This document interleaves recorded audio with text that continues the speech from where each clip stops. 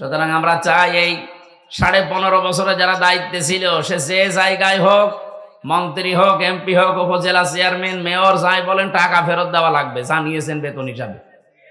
আপনার বেতন নেওয়াও জায়েজ নেই, কারণ এই দেশের জনগণ আপনাকে ভোট দেয়নি। এই কথা বলেন না কেন? আপনাকে ভোট কেউ দিয়েছে? আমি নিজে দেশের নাগরিক। কই, আমার 33 বছর বয়স, অন্তত 18 বছর থেকে তো ভোট দিলেও 3 বার দেওয়া যায়, একবারও দিতে পারলাম না। একবার 154 জন একেবারে বিনা ভোটে, আর একবার রাতের দিনের ভোট আপনি রাতে করে ডিক্লেয়ার দিয়ে দিলেন। সুতরাং আমরা চাই এই 15.5 বছরে যারা দায়িত্বে ছিল, সে যে জায়গায় হোক, মন্ত্রী হোক, এমপি হোক, উপজেলা চেয়ারম্যান, মেয়র, যাই বলেন, টাকা ফেরত দেওয়া লাগবে, জানিয়েছেন বেতন হিসাবে। আপনার বেতন নেওয়াও জায়েজ নেই, কারণ এই দেশের জনগণ আপনাকে ভোট দেয়নি। এই কথা বলেন না কেন? এরপরও যারা এই মিথ্যা কথা ছড়াচ্ছেন যে আমরা নির্বাচিত ছিলাম, একটা হাসি মানুষ এত বড় মিথ্যা কথা বলেন, এই যে একজন হাসি, এনার বদনাম হবে না? আপনারও মিথ্যা শুনে তো এনার নামে আমার নামও মানুষ বলবে যে হাসি না, এ পাজি। এই জন্য আমরা হজ করেছি টাকা খরচ করে, আপনার মতো রাষ্ট্রের টাকা দিয়ে না। আপনি এমন কাজ করবেন না যেন আমাদের উপর আবার বদনাম আসে যে এ তো হাসি না, হাসি মানে মিথ্যা কথা বলে, এমন হয় পাজি। কথা বুঝেন? আমরা একটু চেষ্টা চালাবো এরকম যেন কেউ মিথ্যা আর ছড়াতে পারে না। এই জন্য আজকে রায় হয়েছে, যারা পালিয়েছে, এই 2 বোন সহ যারাই পালিয়েছে এই দেশ থেকে অবৈধভাবে, এই মানুষগুলোর কোনো কথা আর প্রচার করা যাবে না। উস্কানিমূলক যেটা, বিদ্বেষমূলক যেটা, দেশের বিরুদ্ধে যায়। হাইকোর্টে আজকে রায় অলরেডি দিয়ে দিয়েছে। সুতরাং এই কাজ কেউ করলে কিন্তু তার এবার আইনগতভাবে খবর আছে। ওরা নিজেরা মোবাইল করে, নিজেরাই ওইটা আবার রেকর্ড করে, এডিটিং করে, ওইটা আবার নিজেরাই ফ্ল্যাশ করে দেয়। সব বানানো ওদের, কোন ষড়যন্ত্র কাজ হবে না। যতগুলো ইস্যু তৈরি করছে সব মুখ থুবড়ে পড়েছে। এই কথা বলেন না কেন? এখন আবার ইসকন দিয়ে আরম্ভ করেছিল। এই ইসকন যারা, এ মানুষগুলো কিন্তু সরাসরি হিন্দু না, এগুলো ইহুদিদের দ্বারা পরিচালিত। ওদের প্রতিষ্ঠাতা যেই লোক, নাম শুনেছেন? শেষে ওর নামের শেষে ডিগ্রি দেওয়া আছে প্রভুপাদ। হ্যাঁ, এটা ওর ডিগ্রি, প্রভু।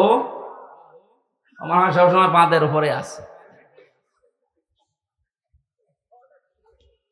এই লোকটা একটা ইহুদি, অথচ খ্রিস্টান চার্চে লেখাপড়া করেছে। এরপরে হিন্দুদেরকে ধর্মীয় বিদ্বেষের মাধ্যমে একটা আলাদা জাতি গোষ্ঠী বানিয়ে ইসকনের মাধ্যমে ধর্মীয় উন্মাদনা ছড়ানোর ক্ষেত্রে এরা কাজ করছিল। ওনারা বসে বসে আর কাজ পায়নি, এখন এদেরকে দিয়ে দেশে বিশৃঙ্খলা তৈরি করার জন্য ফাঁদ পেতেছিল। ফেসবুকের কোনো তথ্য এখন থেকে আর বিশ্বাস করবেন না। প্রভাকাণ্ডায় এবং যারা উশৃঙ্খল বক্তব্য দিয়ে এই দেশকে অস্থিতিশীল করতে চায়, তাদের ফাঁদে পা দেবেন না, তাহলে কিন্তু গোপালগঞ্জের ওই মানুষের মতো পেছনে হারিয়ে ফেলবেন। এমন পিটানো পিটিয়েছিল, ওই কয়দিন গোপালগঞ্জ থেকে ঢাকায় আসতে, বসে আসলে 300 টাকা, দাঁড়িয়ে আসলে 1000 টাকা। এই কথা বলছে না কেন? বসতেও পারতো না। এই জন্য আগামীতে এরকম করলে কিন্তু প্রশাসন এবং প্রধান যিনি দায়িত্বে আছেন এ দেশের, সেনা প্রধান ঘোষণা অলরেডি দিয়ে দিয়েছে, কেউ যদি এরকম কিছু করে দেশে অস্থিতিশীল পরিবেশ তৈরি হচ্ছে। আর যদি ঘূর্ণাক্ষর আমরা জানতে পারি, ঠিক ওই রকম পেছনে এমন ভাবে লাল করা হবে, বান্দরের পেছনে তার কি লাল, তার চাইতে বেশি হয়ে যাবে।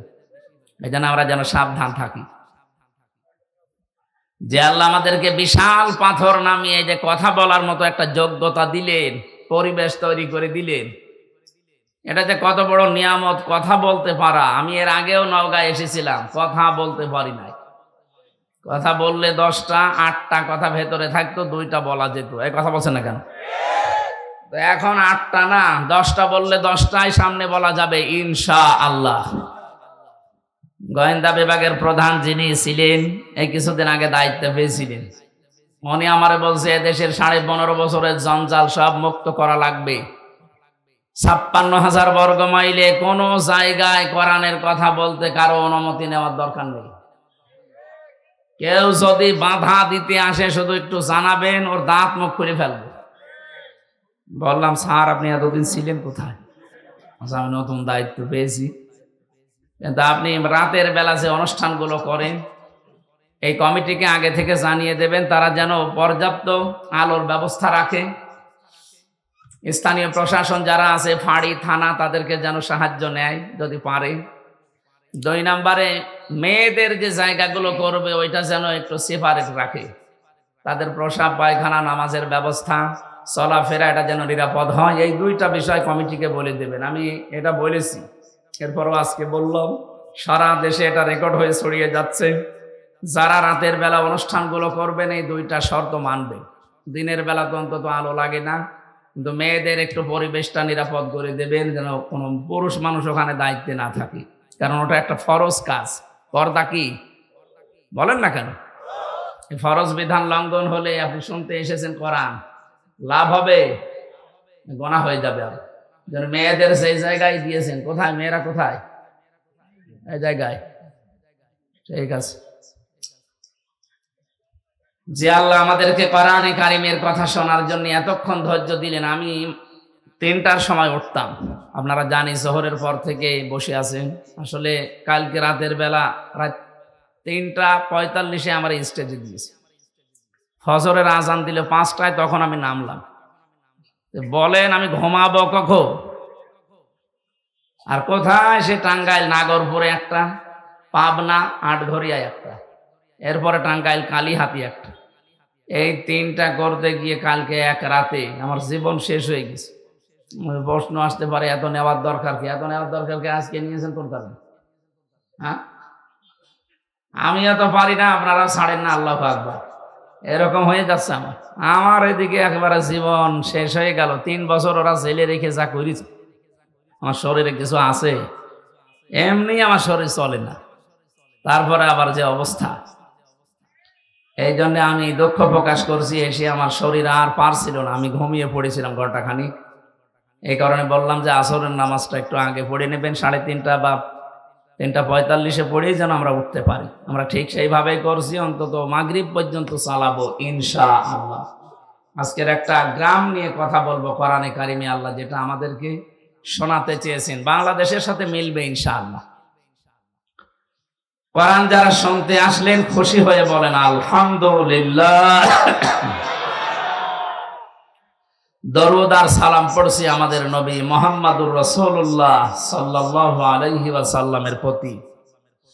নবীজির মাধ্যমে যে কোরআনে কারিম পেয়েছি, সূরা নমল 51-52 2টা আয়াতের কিছু কথা বলার পরে আমরা তাফসিরে প্রবেশ করব। এটা আমাদের জন্য খুব জরুরি।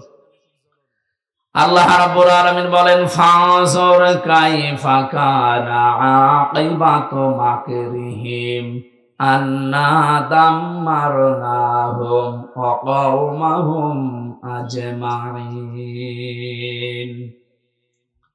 হে নবী, আপনি নজর করে দেখেন যে মানুষগুলো ষড়যন্ত্র করেছিল, আমি আল্লাহ তাদের এই ষড়যন্ত্রের পরিণাম কি করেছি।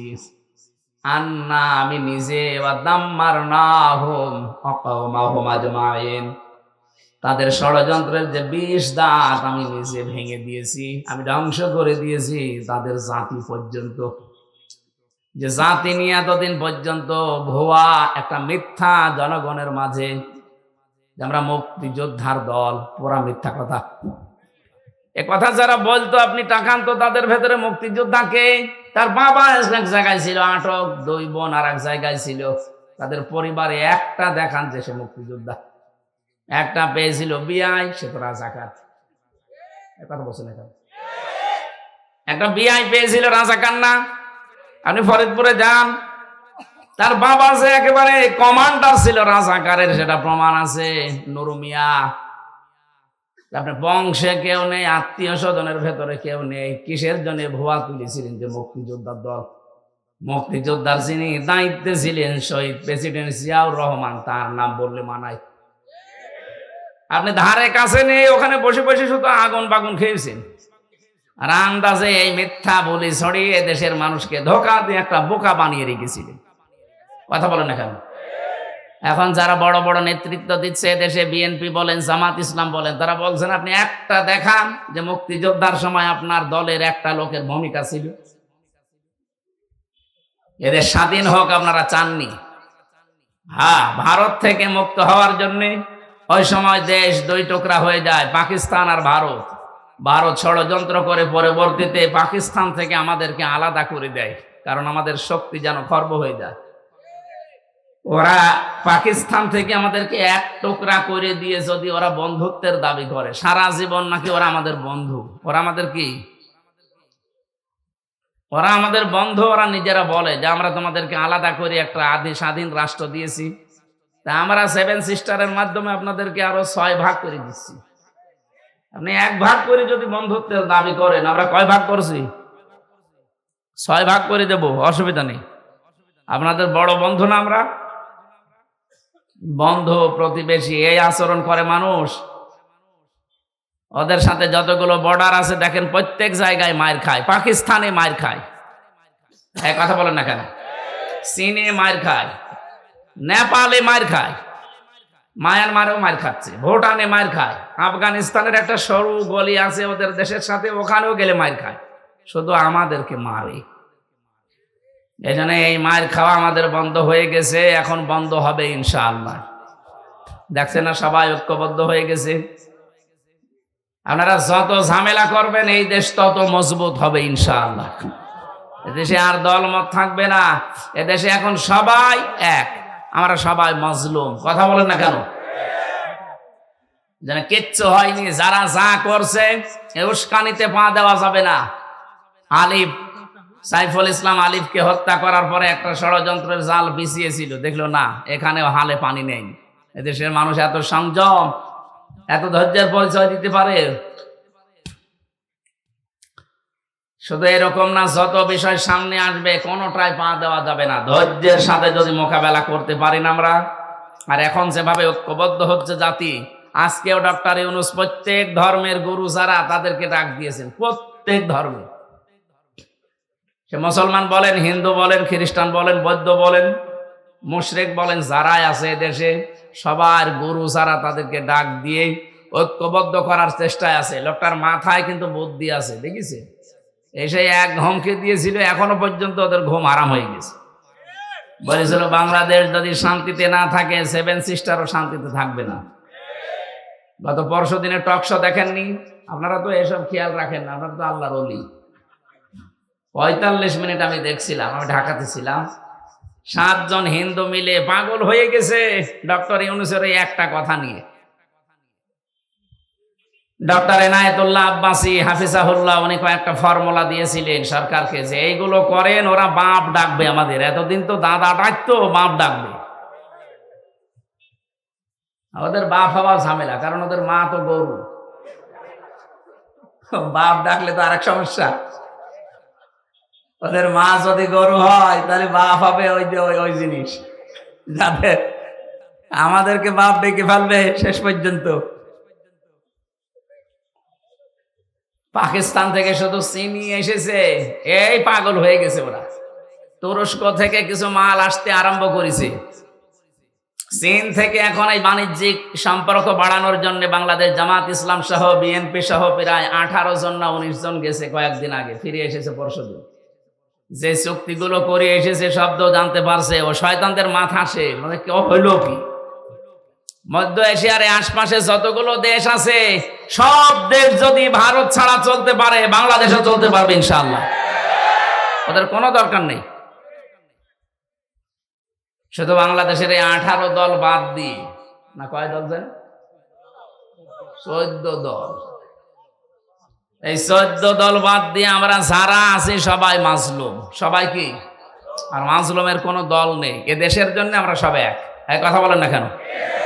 ভারতের সব জাতি মিলে যদি দেশের জন্য এক হয়ে যেতে পারে, ওরা অন্যায় করছে তারপরেও এক, আর আমরা ন্যায়ের পথে এক থাকতে পারবো না মানে?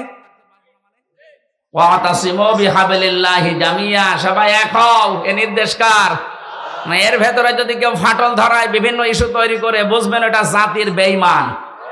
সে যেই হোক, এখনো পর্যন্ত অনেক ইসলামী নাম নিয়ে, অনেক আলেম ওলামা পীরের নাম নিয়ে জাতির ভেতরে এখন ফাটল ধরানোর চেষ্টায় আছে, যে না ওরা আকীদা ঠিক নেই, ও বিএনপির জিয়াকে মানে, ও জামাত ইসলামের মওদুদীকে মানে। এই সমস্ত কথা বলে অনেকে ফাটল ধরাবে, ওর দাঁত সামনাসামনি খুলে ফেলবে।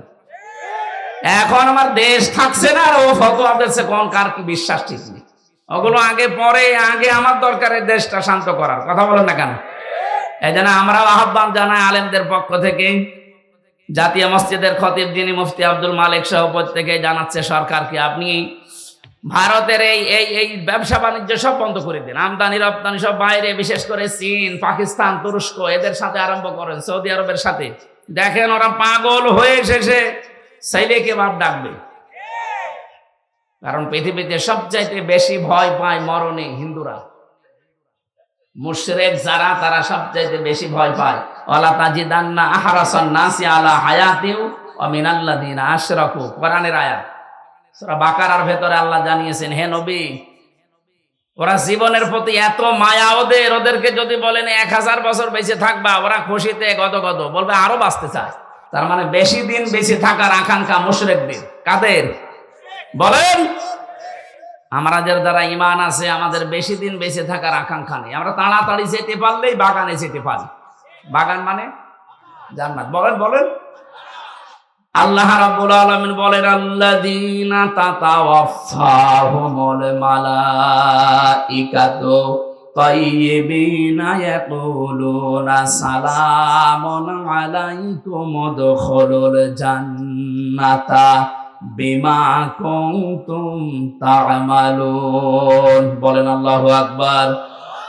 সূরা নাহাল 14 নম্বর পারার 9 নম্বর পৃষ্ঠা 13 নম্বর লাইনের 32 নম্বর আয়াতে আছে, আপনি যখন মরণের বিছানায় আছাড় খেয়ে পড়বেন, ফেরেশতারা আসবে, বলবে আল্লাহর বান্দা, জীবনটা পবিত্র করে রেখেছিলে এই ঝঞ্ঝা বিক্ষুব্ধ পৃথিবীতে, যেখানে সবাই গুনার কাজ পাল্লা দিয়ে করে, সেখানে নিজেকে বাঁচানোর জন্য, পবিত্র রাখার জন্য বহু চেষ্টা তুমি করেছিলে।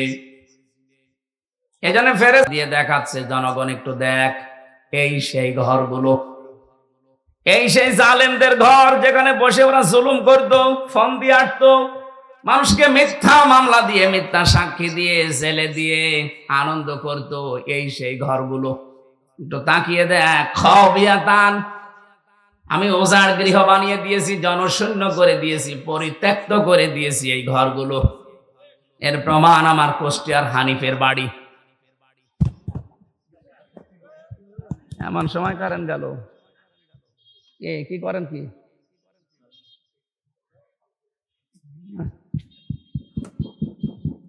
আমার ভাইরা, 4-5 দিন আগেও আমি আসার সময় দেখছিলাম বাড়িটা পরিত্যক্ত হয়ে আছে। এখন জাতীয় টয়লেট, মানুষজন যায় ওই দিক থেকে, আগে কাজ সারে।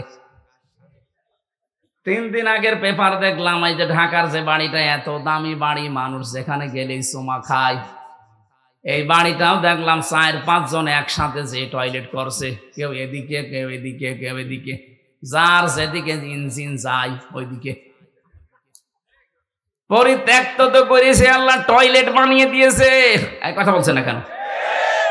আবু জেহেলের বাড়ি যেমন আন্তর্জাতিক টয়লেট, এই দেশের 630টা থানা, যেখানে যেখানে জুলুম হয়েছে, যে জালেমদের বাড়িতে, অফিসে, প্রত্যেকটা বাড়ি আর অফিস আল্লাহ ওজার গৃহ বানিয়ে দিয়েছে। কেন দিলেন? আল্লাহ পরের শব্দ জানিয়েছেন, বিমা যালামু, তাদের জুলুমের কারণে। এখন আমাদের কি এখান থেকে? এর পরের শব্দ আল্লাহ আমাদের জন্য জানিয়েছেন। তারা আলেম আছেন, এবার দেখেন তো, ইন্না ফি যালিকা লাআয়াতাল লিকাওমিন ইয়ালামুন। আয়াতের মাঝে লাম আছে, লামে তাকিদ। আল্লাহ তাকিদ দিয়ে যারা জানাচ্ছেন, অবশ্যই এর ভেতরে শিক্ষা আছে যারা জ্ঞানী সম্প্রদায় তাদের জন্য।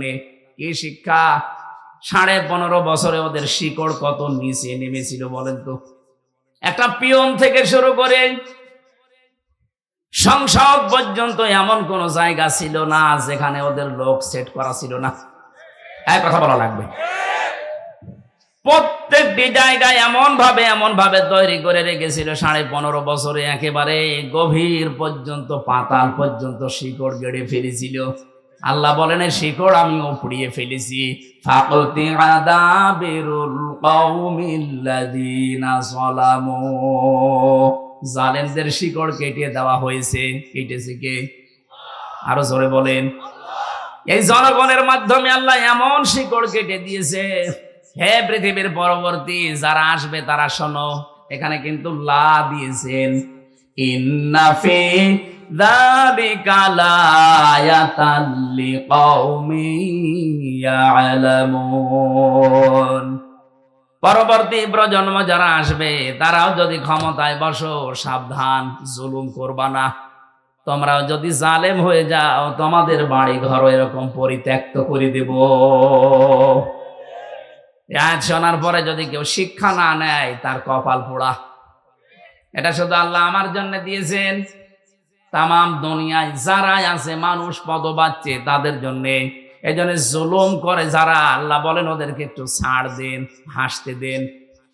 আজ ভারতের বুকে দেখা যাচ্ছে মুসলমানের মুরব্বী মানুষ ধরে দাড়ি ধরে ওরা ছুরি দিয়ে দাড়ি কেটে দিচ্ছে। এই অত্যাচারের শেষ কোথায়?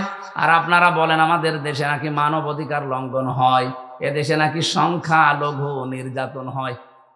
পৃথিবীর সবচাইতে বেশি সংখ্যালঘু নির্যাতন হয় ভারতে। কথা বলেন না কেন? সবচাইতে বেশি নির্যাতন সংখ্যালঘু, এটা ভারতে হয়। এবং মানবাধিকার পর্যন্ত লঙ্ঘন এখন পৃথিবীতে সবচাইতে বেশি হয় ভারতে। ওরা খ্রিস্টান 2 জন মহিলাকে পর্যন্ত উলঙ্গ করে রাস্তায় হাঁটিয়েছে। খ্রিস্টান এখনো পর্যন্ত যদি ঘুমিয়ে থাকেন, না জেগে ওঠেন, কবে জাগবেন?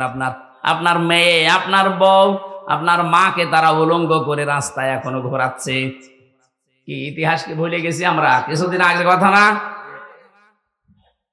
তামাম দুনিয়া এখন 1 নাম্বার জাতি হিসাবে সবচাইতে বেশি মানুষ বাস করে খ্রিস্টান ধর্মে। তামাম দুনিয়াটাই ইহুদিদের দখলে। ওরা আর 2 জন মিলে ওরা দুনিয়া চালাচ্ছে। এই অবস্থায় যদি তাদের মাকে, তাদের মেয়েকে, তাদের বোনকে উলঙ্গ করে ভারতের বুকে ঘোরাতে পারে, হাঁটাতে পারে, তারা আর পারে নাকি? সুতরাং আপনারাও সতর্ক, সোচ্চার হন। তামাম দুনিয়া যদি এক হয়ে যায়, 120 কোটি হিন্দু ও মুখের ফু দিলে উড়ে যাবে। আমাদের এখানে এক সবচাইতে বড় শিক্ষা, আমরা যেন সামনে কারো উপরে জুলুম না করি। যে অপরাধ করেছে তার শাস্তি দেওয়া যায়। আল্লাহ বলেন ওদেরকে একটু হাসতে দেন, ওদেরকে ফুর্তি করতে দেন। অচিরে ওরা ওদের জালমে জুলুমের পরিণতি দেখতে পাবে। কিন্তু যারা জুলুম করবে না, ওয়াং যাই নাল্লাযীনা আমানু ওয়া কানু ইয়াত্তাকুন, আমি আল্লাহ নিজে বাঁচিয়ে দেব তাদেরকে, যাদের ভেতরে ঈমান থাকবে আর যাদের তাকওয়া থাকবে। এই মানুষগুলোকে বাঁচানোর দায়িত্ব কার? তাহলে আমার এতক্ষণ পর্যন্ত আলোচনার সারবস্তু এই, দুনিয়া সব একদিকে হয়ে যাক, আমাদের বাংলাদেশে এখন ঐক্যবদ্ধ হওয়া লাগবে। এটা এখন সবচাইতে বড় বিষয়। সত্যি যদি 18 কোটি মানুষ মায়ের পেটের মতো সিমেন্টেড হয়ে যেতে পারি, আল্লাহর কসম তামাম দুনিয়া একদিকে হলেও কিচ্ছু হবে না। এত শক্তি ঐক্যের। আল্লাহ এটা আমাদের বুঝে অনুধাবন করে যার যার জায়গা থেকে এটা মেনে চলার তৌফিক দেন, বলেন আমিন। আর আমরা যেন জালেম হয়ে না যাই। জালেম হলে আমাদের বাড়িও আল্লাহ এরকম হানিফের বাড়ির মতো পরিত্যক্ত করে দেবে। কথা বলে না কেন? শুধু কি হানিফের বাড়ি, সারা বাংলাদেশে যত জালেমের বাড়ি আপনি তাকান, এই নওগাঁ, আমি নাম নিলাম না, যাদের কি দাপট ছিল দেখেছেন, কোথায় তারা? কই সে বক্ক চেয়ারম্যান, কই? পাওয়া যাচ্ছে না খুঁজে। মজুমদার সাহেবকে দেখলাম শরীর টলাতে জ্বলাতে যাচ্ছে, আর মানুষ ঘৃণা ভরে তার দিকে তাকাচ্ছে। আরে ভাই, জেলে তো আদালতে তো আমাদেরও নিয়ে গেছে, মানুষ দেখেছে আর কান্নাকাটি করেছে। আর ওদেরকে দেখলে মানুষ এখন পচা ডিম মারতেছে। কি দাপট ছিল তাদের! আল্লাহ সবগুলো মাটির সাথে মিশিয়ে দিয়েছেন। কর্নেল ফারুক খানকে দেখলাম নিজে চলতে পারে না, অন্যের সাহায্যে লাঠি নিয়ে চলছে। আপনারা জেলে যারা যাননি তারা বুঝবেন না, আমি নিজে জানি, 3 বছর ছিলাম জেলের ভেতরে। যদি সত্যি আরামে থাকতে চান, বাইরে থেকে আপনার টাকা পাঠানো লাগবে, নয়তো আপনি আরামে থাকতে পারবেন না। ওখানে কেউ কারো না।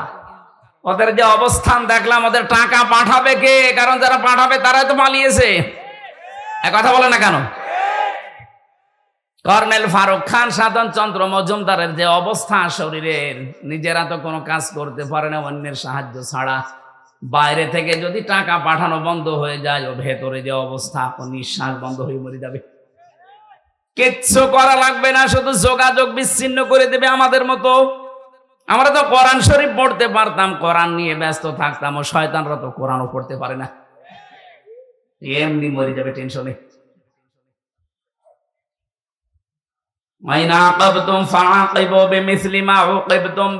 কিছু করি না, যতটুকু করেছো অতটুকু যদি করি বাঁচতে পারবা না, এমনি নিঃশ্বাস বন্ধ হয়ে মারা যাবা।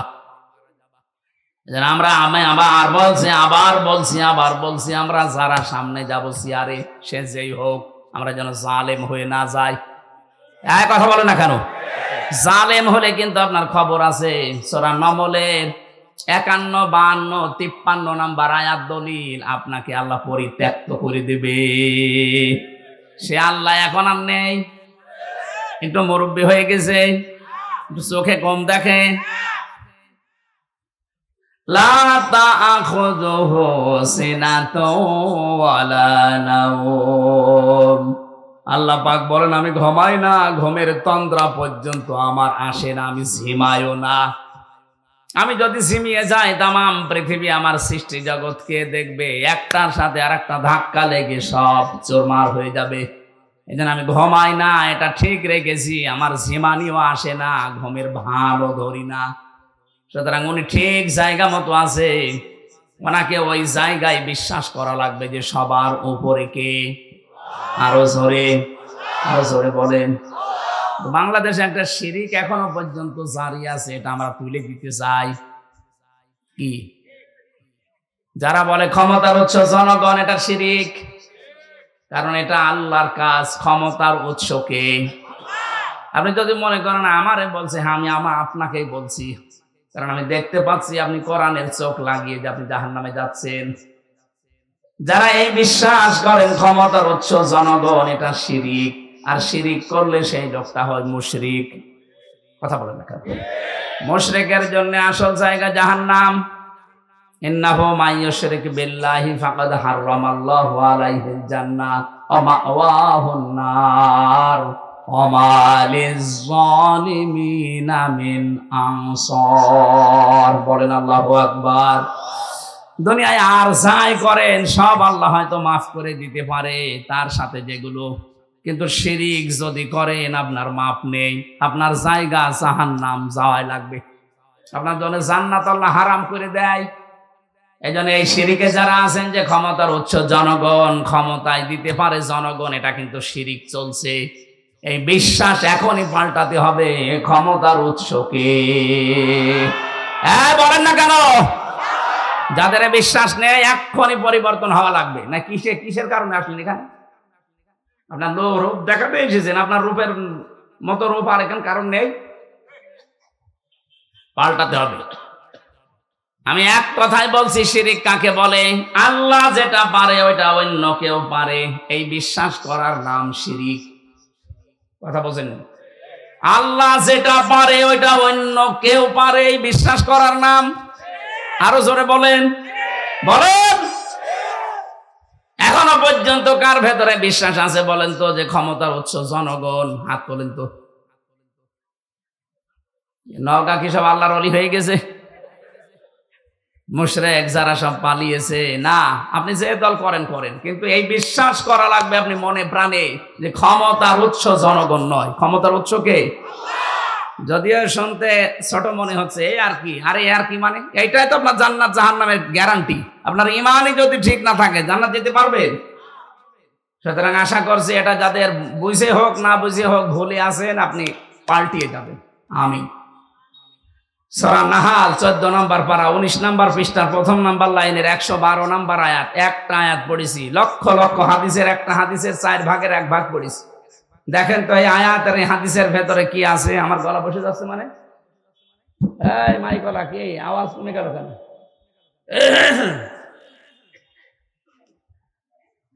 জবান ছেড়ে কোরআনের সোনালী আয়াত আগে একবার একটু পড়েন। আউযু বিল্লাহ। যদি কেউ মোবাইলে কথা বলতে চায়, সে যদি কাবা শরীফের ইমামও হয়, কথা বলবেন মিথ্যা কথা না সত্য কথা, কিন্তু ভাষা হবে রাগ।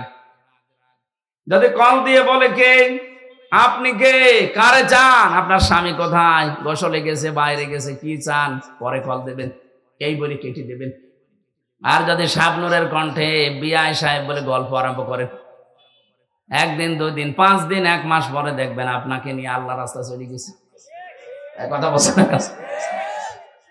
এগুলো দেশে হচ্ছে না, বলেন। মেয়েরা যারা এসেছেন এখানে সাবধান, আল্লাহর এই আদেশটা আপনি আশা করছি মেনে চলবেন। আর আমরা যারা পুরুষ মানুষ আছি, 2টা ঔষধ বলছি আমাদের জন্য। অনেকে এখানে আছে নিজের বউ ভালো লাগে না, অন্যের বউ দেখলে কেমন যেন মন চলে যায়। জোরে বলেন সুবহানাল্লাহ, নাউযুবিল্লাহ। বহু আল্লাহর ওলি এখানে আছে, চেয়ারম্যান বিচার করতে করতে শেষ। এক কথা বলছেন এখন, পরকীয়ার প্রেম বিচার করে না। এর বউ ওর সাথে, ওর বউ ওর সাথে, মনে হচ্ছে খালা তো ভাইয়ের সাথে বেড়াতে যাচ্ছে। না, এখানে 2টা ঔষধ আল্লাহর নবী আমাদেরকে দিয়েছেন আল্লাহর কোরআনে কারিমে সূরা নূর 30 নম্বর আয়াত। আমরা যারা আজ নিজের স্ত্রীকে আর ভালো লাগে না, বলে এক জিনিস আর কতদিন, ওই মহিলাও যদি বলে এক জিনিস আর কতদিন, এক কথা বলছে না কেন? এই রোগের জন্য শয়তান দায়ী, ও আমাদেরকে ওয়াসওয়াসা দেয়। এটার জন্য বাঁচতে হলে কয়েকটা বিষয়, বিশেষ করে 2টা ঔষধ এখন থেকে খাওয়া লাগবে, একটা হোমিওপ্যাথি, একটা অ্যালোপ্যাথি। হ্যাঁ, কোরআনে কারিমে সূরা নূর কত নাম্বার আয়াত বললাম? 30। বলেন বলেন। যেহেতু দলিলগুলো লম্বা করা যাচ্ছে না, আপনি বাড়ি যেয়ে মিলিয়ে নেবেন। রব্বুল আলামিন বলেন, ওয়াকুল লিল মুমিনিনা ইয়াগুযু মিন আবসারিহিম ওয়া ইয়াহফাযু ফুরুজাহুম যালিকা আযকা লাহুম ইন্নাল্লাহা খাবীরুম বিমা ইয়াসনাউন।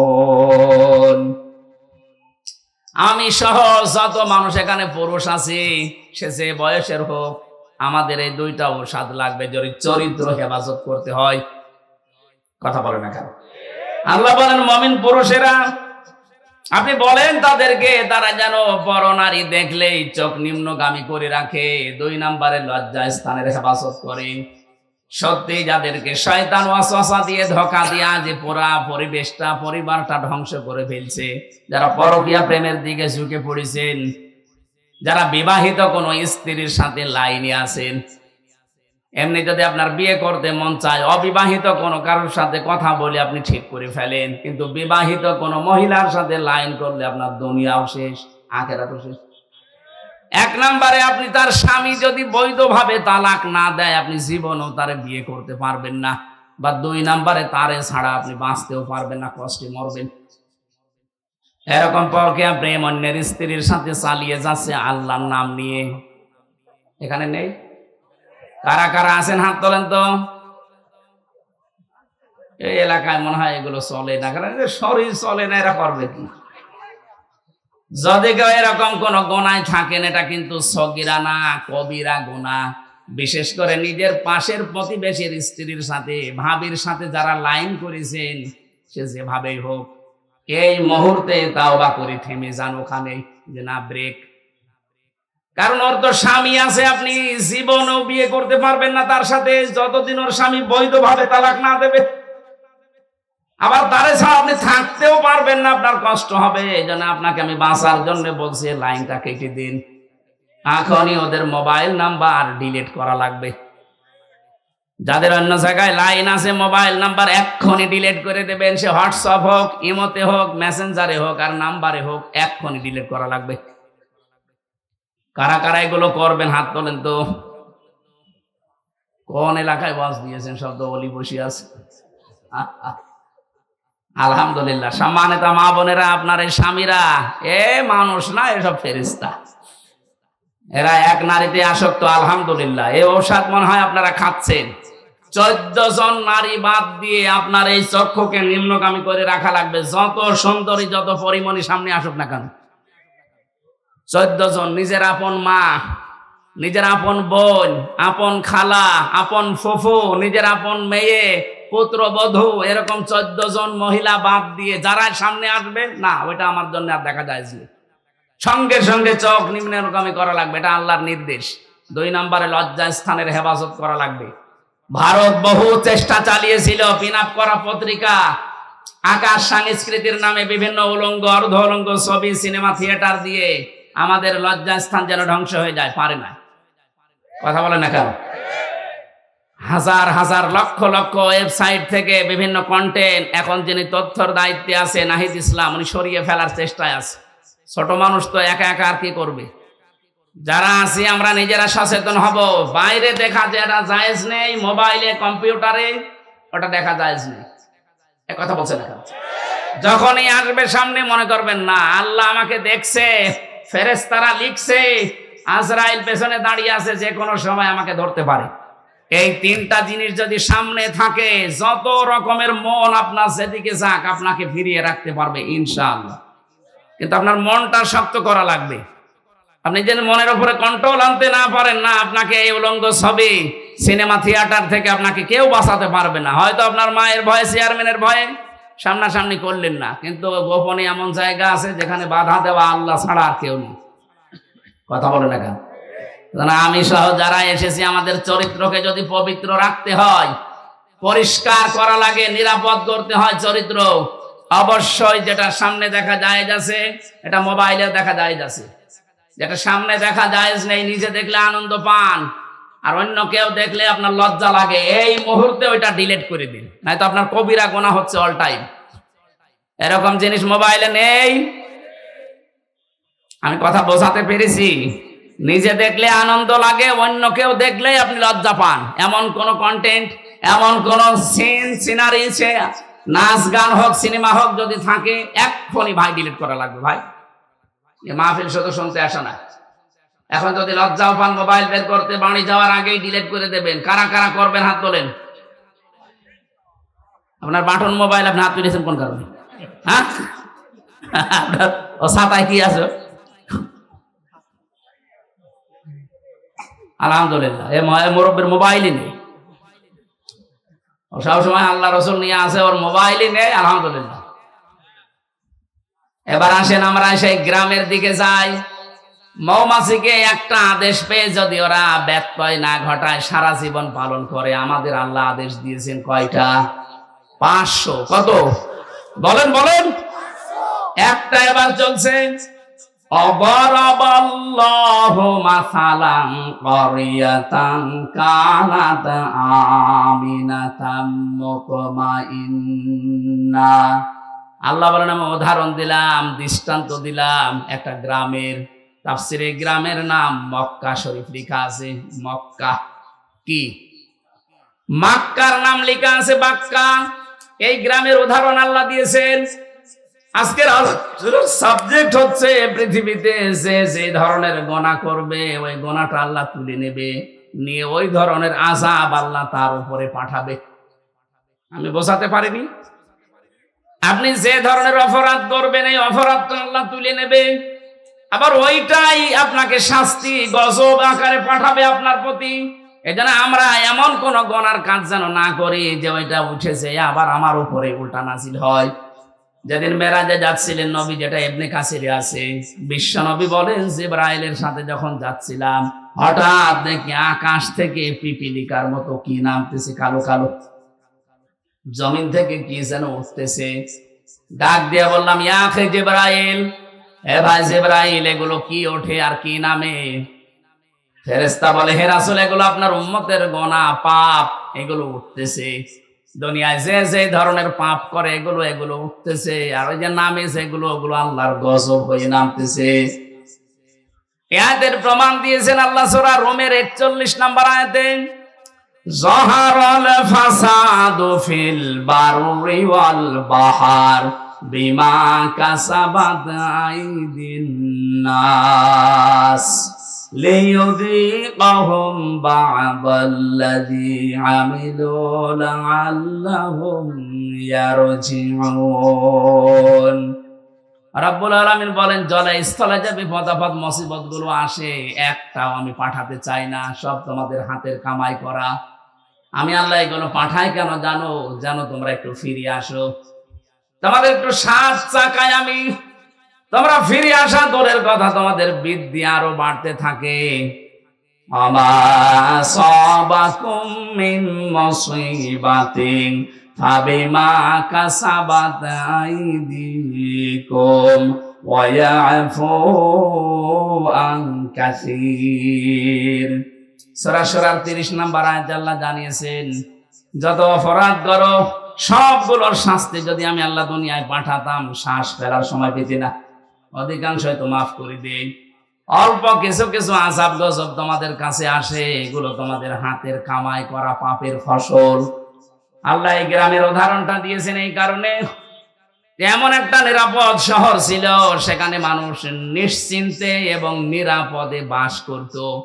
আপনি দেখেন এই দেশের সাথে না মানুষ ওঠাউঠি করেন, কি সমস্যা কি?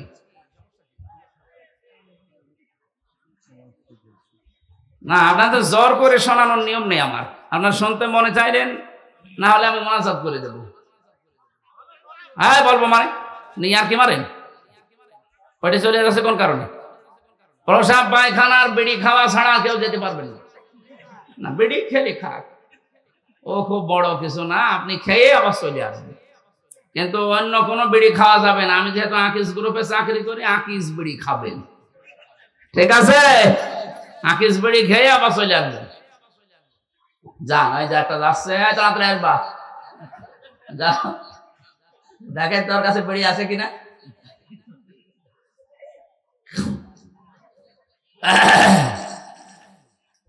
নওগাঁবাসী, আমি যেটা বোঝাতে চাচ্ছিলাম, 1947 সালের দিকে আপনি তাকান, এ দেশটা একটা নিরাপদ জায়গায় কিন্তু ছিল। আল্লাহ পাক বলেন, কানাত আমিনাতাম মুতমাইন্নাতান, দুইটা জিনিস সেই জায়গায় সেই দেশে ছিল। এক নম্বরে আমিনাতান নিরাপদ, 2 নম্বরে মুতমাইন্নাতান নিশ্চিন্ত। ওখানে বাস করে মানুষ নিরাপদ এবং নিশ্চিন্তে। হঠাৎ বিশ্বের একটা ষড়যন্ত্র ধাক্কা লেগে 47 সালে আমাদের সাথে ভাগ হয়ে গেল। আমার দাদারা কথা বলে না কেন? এরপর থেকেই যে আরম্ভ হয়েছে, পাকিস্তান ওরা এক বেশি করে খুব চালিয়েছিল, ওদের ভেতরেও শয়তান ভর করে শেষ পর্যন্ত জুলুম নির্যাতন ওরা বাড়িয়ে দিয়েছে। আল্লাহ রাব্বুল আলামিন 71 সালে আমাদের দেশটাকে অনেকগুলো জীবনের ইজ্জতের মাধ্যমে দেশটা আমাদের দিলেন। রাব্বুল আলামিন বলেন, ইয়াতিহা রিজকুহা রাগাদাম মিন কুল্লি মাকান, তাদের কাছে রিজিক আসতো, জীবন উপকরণ আসতো বিভিন্ন সাইড দিয়ে। এখানে আমি সাইডের কথা তাফসিরে পেয়েছি, ইয়েমেন, সিরিয়া, আশপাশে যে দেশগুলো আছে, ওখান থেকে আল্লাহ ব্যবসায়িক মাধ্যমে বিভিন্ন কায়দায় তাদের কাছে মাল, জীবন উপকরণ বলতে যা লাগে সব পাঠাতেন রিজিক হিসাবে। আমাদের কাছেও বেশ আসছিল সারা বিশ্বের 257টা রাষ্ট্র এখন পৃথিবীতে। 47-এর আগের ইতিহাস একটু পড়ে এনে দেশটা কিন্তু ভালোই চলছিল।